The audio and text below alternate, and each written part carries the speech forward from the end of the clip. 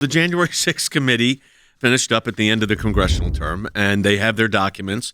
And then the Republicans are now in charge, of course, so they have on oversight. They're allowed to review the materials that the committee used in making its conclusions, including lacks of security lapses at the Capitol. Guess what? No documents. Where are those documents?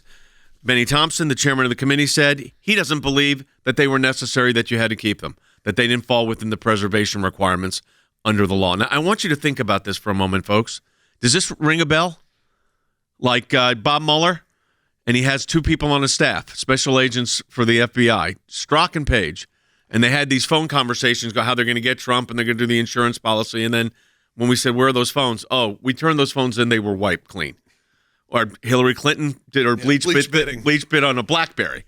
I mean, so, no wonder the American people are suspect of government. You can't let them get away with it. We have to come up with ways to fight back, because when these situations kind of rear their ugly head once again, I'm sure a lot of you watch and listen to this broadcast and go, not again. Am I even listening? Like I said, am I listening to a rerun? Is this something from 6 years ago, from 8 years ago, from 2 years ago? Because it seems like that's the common trend in politics in general. Is this lack of transparency, so much so that they always blame it on some sort of forgetful nature, or that, we didn't think it was important to preserve the evidence. They got written transcripts. You know what they got rid of? The video depositions. What the thing you would probably want the most, because that's what people can actually see. Yeah. Because and when you go off the record, at least it's on there. That's gone. Yeah, it's probably because they're saying, was there not enough server space?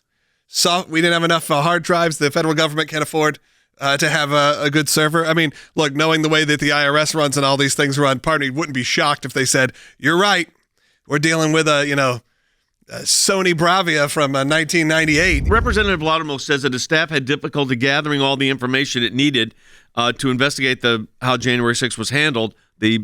Nothing was indexed. There was no table of contents. Usually when you conduct this level of investigation, you use a database system and everything is digitized. We got nothing like that. We just got raw data. So it took us a long time to go through it. And one thing I started realizing is we don't have anything much at all from the blue team. The blue team represents the group within the January 6th committee that was directed to investigate security failures at the Capitol. You would think of all the things they would have kept, it might have been that. But this goes to government transparency, or the lack of it.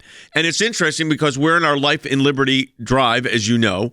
That is, by the way, I need to say, we're 10 days into it. It's off to a great start, and your support for the ACLJ has been incredible, and we're off to a great start today. You can be part of the Life and Liberty Drive right now. You'll probably be getting an email today on a lot of the critical work that the ACLJ attorneys are doing to protect religious liberty here in the United States.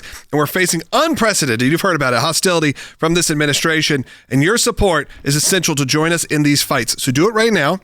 All you have to do is go to aclj.org. We want to keep this momentum going. It's that important right now for us. This is a big budget determination for the rest of our year.